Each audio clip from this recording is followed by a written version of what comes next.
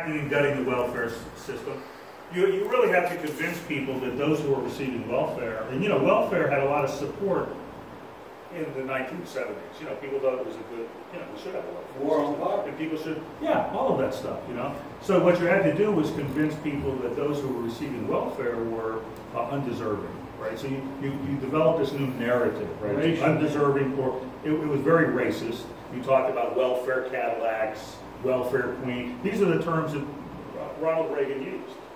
The great Ronald Reagan, that everyone looks about, oh, yes, I'm a Reagan Republican. Oh, yes. I lived through it. It wasn't so funny. No, not at all. Kicked off the campaign. This is historical revisionism, right? Mississippi. Yeah, that's right. Exactly. So yes. Does that ring a bell? Yes. The photographer. People on Facebook. What do you think is the role of the change of the golden standard? A lot of libertarians have the argument that the whole reason why capitalism doesn't work the way it's supposed to be is because money is not backed up by a gold standard like it was back in the 60s, 70s. And you have not touched it in your description. I don't focus much on that. I think there's kind of among the conservatives a sort of conspiratorial idea about the gold standard, about the Federal Reserve and all of that. Now, it did make a difference in terms of global movement of capital. There's no question about that. And also the attraction of petrodollars and money from other economies into the United States. But to me, that's not the significant factor here. This is much more of this is a class war, is basically what it comes down to. Let me follow. There is an argument to be said that capitalism was fundamentally different between the industrial economy and the finance economy, right?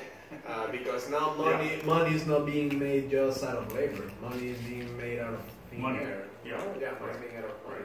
So, are we still talking about capitalism in the classic Marxist sense? No. And in fact, I'm going to get to financialization. So I do talk about finance, but I talk about it in a different context than what you were mentioning. Just not on the gold standard. I mean, that was one of the first things FDR took us off in 1933. That was part of the New Deal.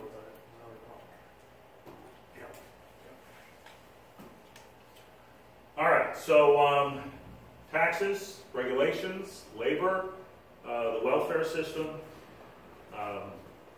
forcing more workers into the labor market, which means making welfare more difficult to get or available for shorter periods of time. Removing restrictions on the mobility of capital. This was important to facilitate globalization.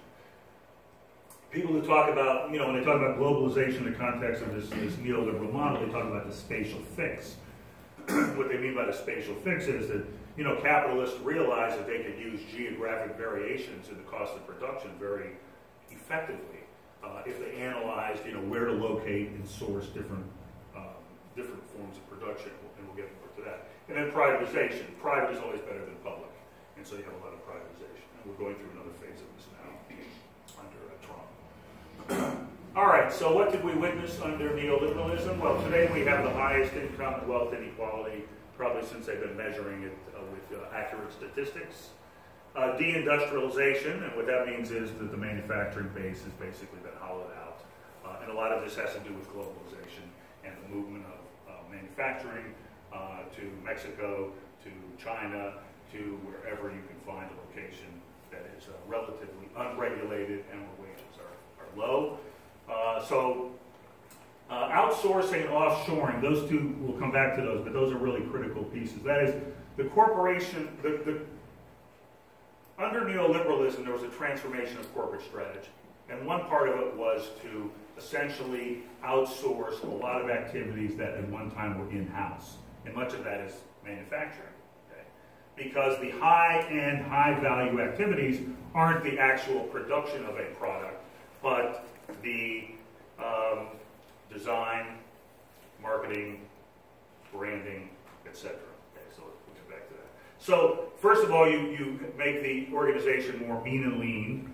That's the outsourcing part. Let somebody else do that part. Let somebody else do this part. And so the corporation becomes smaller, and it focuses on the core competencies. If you take a business course, I would say, you need to focus on the core competencies.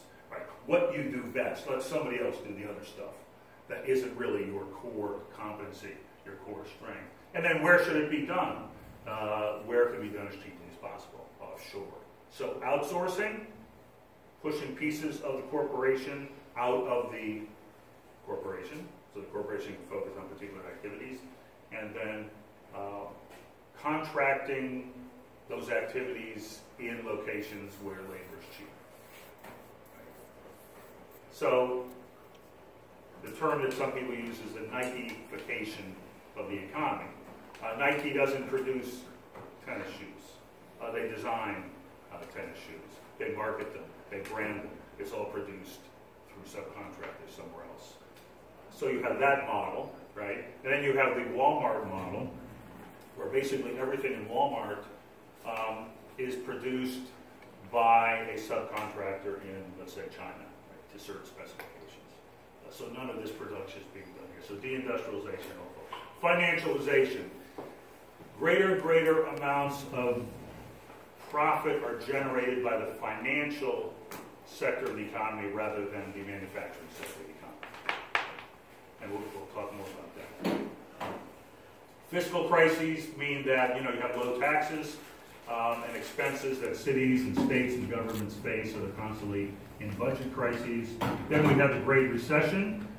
I'm not going to talk much about that. That's sort of a separate lecture, but the Great Financial Crisis was essentially a result of the neoliberal economic policies that produced stagnant wages and inequality. So if you think about the demand-side crisis and the supply-side crisis, let's think for a moment, okay? If we go back, all of these things are being put in place. So what this does is, this enhances the capacity to produce.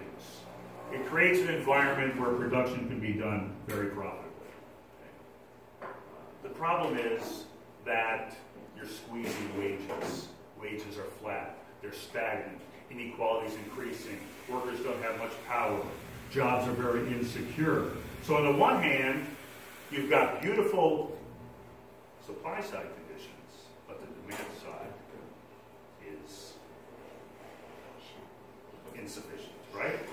So one would, based on this model, one would say, like, we started this in the 1980s. Why didn't we have a demand-side crisis? I mean, how can we sell all these goods no matter where they're produced?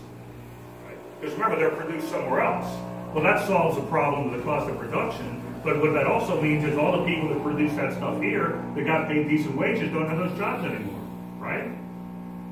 So they're taking jobs that pay less. And they're less secure, and they're in the service sector, and they're non-union. So you're hauling all this shit back to the United States. How do you sell it? What's the solution? Why wasn't there a demand-side crisis sooner? So there's a few explanations for this. One was overwork. People started working extra hours, extra jobs. So there was a book written called The Overworked American in the 1980s. Okay. There was also a book called The Deindustrialization of the United States. All these things were happening in the 1980s. So you have people working extra jobs. Then you also have the 2-paycheck, 3-paycheck households. More and more people entering the labor force to make up for the fact that their wages are stagnant. Then you have more people earning money in the households, right? But the real kicker, what's the other way you can move goods without giving people money at work? Debt. Debt. Thank you. Yes, debt.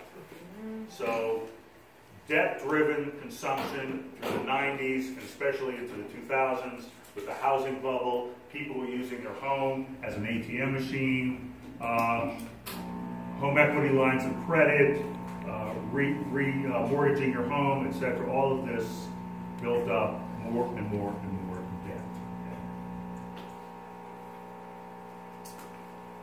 Where do they And have the financialization part is, so, I mean, you think about the capitalists, they have all this money, right? I mean, they're very profitable. What are they doing with all the money that they have? Where are they putting all this money? Well, they're putting it where they can get the highest return. Well, where can they get the, because they're rational capitalists, right? I mean, that's what they should be doing. But where do they put it? They don't put it in production. They don't put it in building factories and, creating jobs. They put it in Wall Street. They put it in the financial sector. And so you have this massive shift of money, okay, in the hands of the capitalist class, being put not in the traditional industrial Marxist way. The capitalist takes it and they want to improve the means of production and factories and innovation, right? Retain your profits and reinvest them. No. You downsize and you distribute them. You distribute a lot of it into Wall Street, you distribute it to stockholders. So we have what's called shareholder. Maximizing shareholder value, right? That became the mantra of the corporation.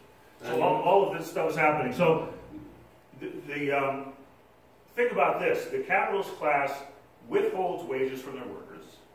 Workers take out debt to make ends meet. The capitalist class, with the profits they have because they pay low wages, take those profits and invest it in the very debt that the workers took out because they weren't making enough money. This is fucking brilliant. These people are really smart, right? And that actually is a source of the financial crisis because they put lots of money into this debt, securitized mortgages, collateralized debt obligations. If you see the film Inside Job, you get a sense of all this. They do a beautiful job of describing this. But it's really the capitalist class taking what they're getting in profits because they're denying the working class wages and taking that profit and investing, gambling, in the debt of the workers. Yeah. And you wouldn't classify this as true capitalism, but as a neoliberal economic school of philosophy?